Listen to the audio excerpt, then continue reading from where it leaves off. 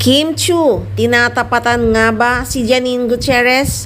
Hirit ng mga kibetsers sa kalam daw si Kim Chiu dahil natabunan na nito si Janine. Kung dati-rati kasi ay maraming kafaneyan ang palong-palo sa paunin at apple of the eye siya ng aktor. Tinaob na raw ito ng Kim Pao dahil sa overwhelming na suporta nila sa kanilang mga idolo. Hay nako mga kibetsers, tanungin nyo ang Pagong, baka maniwala pa sa inyo.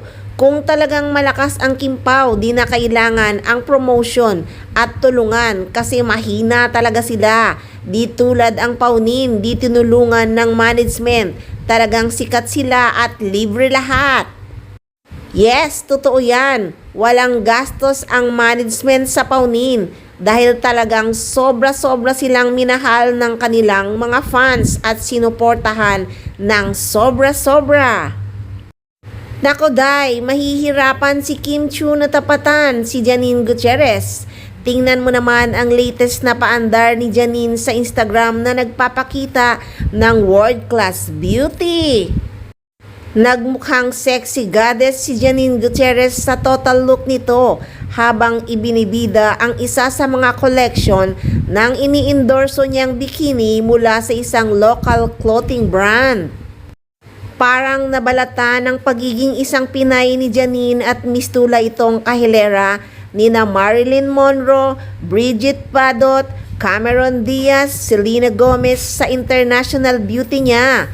Binabato na ng mga papuri si Janine gaya ng Diyosa, goddess at gorgeous.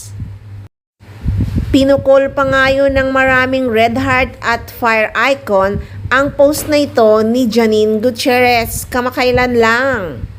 Siyempre, say ng mga fans ni Janine Gutierrez, tapatan niya rin ang mga award na nakuha ni Janine, Best Actress.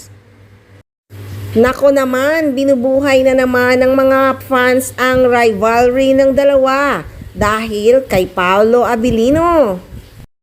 Nako guys, mukhang marami tayong aabangang mga chika dahil sa intriga kina Janine Gutierrez, Paolo Abilino at Kim Chiu. Kaya abangan nyo yan dito lang sa Maarteng Machika!